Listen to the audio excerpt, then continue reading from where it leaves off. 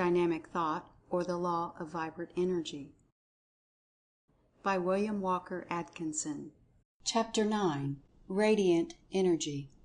The kinds of energy are very few, although the methods of using, applying, and manifesting same are innumerable. Let us begin with one of the best known forms of energy, namely heat. Heat was formerly regarded as a very fine fluid or substance called caloric, which was supposed to enter into substance and then manifest the phenomenon of heat. This idea has long been relegated to the scrap pile of science. The present theory, which is supported by a mass of evidence obtained through investigation and experimentation, is that heat is a form of energy arising from the vibratory motions of the particles of substance, a mode of motion. The degrees of heat are termed temperature.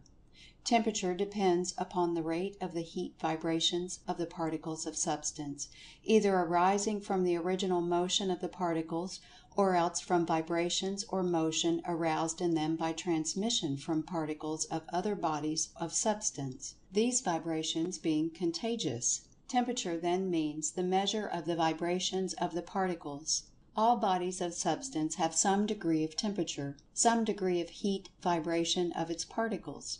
Science has a pleasant scientific friction of an absolute zero at the degree of 491 below zero, Fahrenheit. But this is merely an imaginary something with which the grown-up children of science amuse themselves. When two bodies are brought near each other, the nearness being comparative, and in some cases meaning a distance of millions of miles, heat is transmitted from the warmer to the cooler body, until the temperatures are equalized. That is until the two bodies vibrate in unison. In physics we are taught that the transmission of heat may be accomplished in three ways, although the writer is of the opinion that the three ways are but three forms of one way.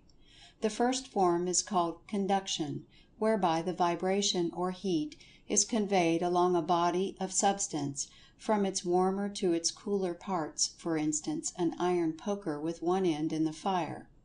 The second form is called convection, whereby the visible motion of heated substance moving along the air, for instance, hot air, hot water, steam, etc., either by means of pipes or by allowing them to pass freely through the air. The third form is called radiation, whereby the vibrations are believed to be transformed into waves of the ether, which will be spoken of later, in addition to what has been said on the subject in our chapter entitled "The Paradox of Science." The writer thinks that a little consideration will show us that the same rule operates in all of the above cases, and that conduction and convection are but forms of radiation. For instance, in conduction there must be a few particles first set into vibration, the same gradually passing on to the others farther and farther away. Passing how? By contact, replies physics. But the particles are never in absolute contact. There always is plenty of space between them, and so there must be some kind of waves passing through the space between them, which space is not filled with air or other form of substance, but only with the ether or something that takes its place. So that, after all, conduction is but a form of radiation, and the same rule will apply in the case of convection. Heat arises from several causes, all of which, however, manifest through the vibration of the particles of the body evidencing the heat. These causes may be stated as 1. Original motion of the particles of a body of substance, arising from some workings of the law of attraction, and including motion arising from chemical action, combustion, etc. 2. From transmission or contagion from some other body of substance, the particles of which are vibrating at the rate of heat. 3. From interrupted motion, including friction, both of the moving body with the air or other substance, and the friction of a current or electricity passing through the body. In each of the above cases, the actual and immediate cause of the heat is the vibration of the particles of the substance manifesting the heat, although the transmitted vibratory waves, or the interrupted motion, friction, current, etc., may have been the instigator or provoker of such vibration. The interrupted motion, friction, or wave does not produce the heat, but merely arouses or provokes the increased vibration of the particles that really manifest the heat. At the least, remember, the heat is in the particles of the body that feels or experiences it. The vibrations of heat seem to have the properties of causing the molecules to draw further apart, and to manifest less attraction or more repulsion, whichever way one cares to express it. This moving away of the molecules tends to cause the body to increase in volume or size, and occasions what is known as expansion in substance. In this way heat transforms solids into liquids, liquids into gases or vapors, the change being wholly a matter of the relative distances of the molecules. Magnetism is another form of energy, and is generally believed to be a part of the phenomena of electricity, if indeed not a form of electricity itself. Science knows very little about the nature of magnetism, but in a general way holds to the theory that it results from the vibration or motion of the particles of substance, as do all other forms of energy. The magnetic qualities of a body may be increased or decreased by motion affecting the relation of the molecules, which fact has been regarded as having some bearing on the theory. Electricity is a form of energy that science regards as also arising from the vibration or motion of the particles of substance. It is transmitted like heat, by conduction and radiation, the waves tending to provoke similar vibrations in the particles of substances receiving them. By many careful investigators, electricity is believed to be very closely related to the phenomenon called light, both having much in common. Science seems to be discovering new points of resemblance between them, and it is possible that in the near future they will be seen to be but varying forms of the same thing. The purposes of this book do not call for an extended consideration of the properties of electricity, the same being served by a consideration of its nature being akin to that of the other forms of energy, namely, vibration or motion in or among the particles of matter. Light is a form of energy, the study of which is of the greatest interest to science, for the reason that the field seems to be widening out continuously, and reaching out into the territory formerly thought to be the special region of electricity. And in another direction, it seems to be reaching out into the territory of heat, the latter being considered by many to be but a form of light, in its lower vibrations. In fact, the writer of this book so considers the subject, and for the purposes of this book, in latter chapters he will combine electricity, heat, and light, including also the phenomena known as the X-rays, Becquerel rays, radium waves, etc., as forms of light, the combined forms of energy to be called radiant energy. In this combination he believes that he is in line with the latest and best thought of modern science. However, he does not insist upon his readers following this idea, and so, if they prefer, they may think of each of these forms as separate and distinct, and yet not run contrary to the line of thought of the book. Light is not the simple thing that it is considered to be by the general public. It is composed of many parts, qualities, and manifestations. Its rays, when separated by the spectrum, are seen to consist of waves or vibrations of differing degrees of rate and intensity. The lower range contains the heat rays, and it is interesting to know that there are rays of heat too far down in the scale to be evidenced by human senses that may be distinguished by delicate instruments. But there are rays still further down in the scale that are known to exist, theoretically, that cannot be registered even by the finest instruments. To gain an idea of the delicacy of these instruments, let us remember that Professor Langley has an instrument called the bolometer that is so delicate that it registers a change of temperature of 1/1,000,000th of a degree, and will register the heat of a candle 1 1/2 miles distance from it. Light vibrations arise from combustion, friction, electricity, etc., causing the particles to assume increased motion. Let us consider the report of the spectrum. Beginning with waves or vibrations far below the sensibility of man, the scale shows an advance until the first warm vibration of iron was reached. This first indication of warmth comes when the vibrations reach the rate of 35 trillion per second. Then gradually they increase until a dull red glow is noticed, the lowest visible light ray, when the vibrations are 450 trillion per second.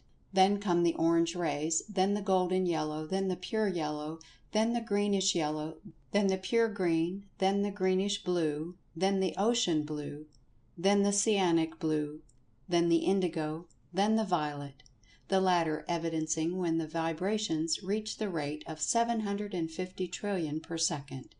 Then come the ultraviolet rays, invisible to human sight, but evidenced by chemical media. In this ultraviolet region lies the X-rays, etc., and also the actinic rays that produce photographs, sunburn one's face and blister the nose, that cause violent explosions in chemicals that transform forms of substance that are employed to cure skin diseases, etc. These actinic or chemical rays have an important role to play in plant life, for they act upon the green leaves of the plant, causing a chemical change by which carbonic acid and water are transformed into sugar and starches. Some of the rays of the ultraviolet region of light penetrate substances formerly considered solid and impenetrable, and some of them, emitted from radium, etc., would destroy organic life if applied in sufficient quantities. Some of them are practically waves of electricity, so that light and electricity are seen to be closely related. To give one an idea of the differences produced by different rates of vibration, let us imagine a mass of iron shaped like a great top, capable of being impelled to spin at a constantly increasing rate of speed by some mighty will. At first it is seen as a slowly spinning top, manifesting nothing but slow motion to our senses. Now imagine our top spinning at a rate doubling each second. The first second the top spins at the rate of 2 revolutions per second. We notice no change except that we can see the movement. The next second the revolutions are doubled to 4 per second. Then, doubling each second, we have, respectively, revolutions of 8 per second, then 16, and then in the 5th second, 32 per second. Then we begin to notice a change. When the revolutions reach 32 per second, the friction of the moving top on the air causes it to give forth a very low, deep bass note of sound. This note is like a low, deep hum, and is the lowest possible of perception by the human hearing, although it is possible that some of the lower forms of life may be conscious of still lower vibrations. The 6th second the revolutions reach 64, and the low note has grown much higher in the scale. The 7th second records a rate of 128, and the note has correspondingly increased. Then, as the seconds pass, we have successively 256, 512, 1024, 2048, 4096, 8192, 16,384, 32,768, the latter in the 15th second, and representing the highest note recognizable by the human ear, although it is believed that some of the lower animals may recognize sounds too acute for our sense of hearing. During this increase in revolutions from the 5th second to the 15th, the sound note has risen rapidly in the scale from the low sullen hum on through the notes of the musical scale and beyond the range of instruments, until the shrillness becomes so intense as to be almost unbearable, and finally terminating in a shrill, piercing shriek like the squeak of the bat, only long drawn out. Then, from the termination of the sound, by reason of the rate of vibration having become too high, silence reigns for 30 seconds. Absolute silence, in spite of the rapidly increasing rate of vibrations, in fact, because of it. When the 45th second is reached, and the revolutions have reached the rate of 35,184,372,088,832 per second, our top begins to emit heat rays increasing each second. Then a little later a dull, dim glow may be noticed. Then, as the seconds fly, the dull glow manifests a deep dark red color, such as one notices in the iron of the blacksmith's shop soon after it begins to glow. Then, on and on, as the seconds fly, the deep red grows lighter and brighter, gradually changing into orange, then into yellow, then into green, then into blue, then into indigo, then into violet, and then into the color of white heat. Then this white heat changes into a still more dazzling white, and then a white impossible to describe appears, so bright, clear and brilliant that the eye cannot bear the sight. Then suddenly the intense brightness is succeeded by absolute darkness, and the moving top cannot be seen by the eye, and yet it moves on. The highest recorded chemical rays of light are estimated to equal a rate of vibration of 1,875,000,000,000,000 per second. The vibration of the lowest shade of red light is estimated at 450 trillion, and the highest of violet at 750 trillion per second. So we may imagine what the highest line on the spectrum is like. Still vibrating, our top, which has become now a mass of vaporized iron, rapidly tending toward still more ethereal forms, it has passed out from the region of light waves into another unknown region of vibrations, in which region, however, exist the vibrations known to us as the X-rays, etc. It is throwing off great quantities of electrons. If we were to use a fluorescent screen, we would be able to observe the phenomena of the Röntgen rays, and similar manifestations of radiant energy. On and on vibrates the top of what we once called iron, cold iron, warm iron, hot iron, melted iron, gaseous iron, etherealized iron, if you like. What it is like now, the imagination of man cannot conceive. Still the revolutions continue, doubling each second. What is being produced? The imagination cannot conceive of what this state of substance, now being reached, is like. By a scientific form of poetry we might think of it as melting into energy, pure energy, if there were such a thing.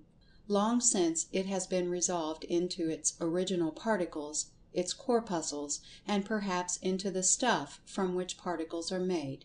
But we must let the curtain drop. The wildest fancy cannot follow the dance of substance any further. The theory of the transmission of vibrations of radiant energy by means of waves in the ether, or something that takes the place of the ether, has been mentioned in other parts of the book. Referring again to it, the writer would say that he thinks it's probable that the waves, coming in contact with the countless corpuscles in the Earth's atmosphere, communicate a high rate of motion to them, the result being that they take on the vibrations immediately and pass along with the wave current. The result being that much that we consider as waves of light, heat, and electricity are but streams of these corpuscles in which vibrations have been awakened by the waves. This idea will help to explain some of the phenomena of light which seemed more understandable under the old light corpuscle theory of Newton than under the wave theory of recent years. The idea is advanced merely for the purpose of setting down the thought, for it plays no important part in the theory of the book.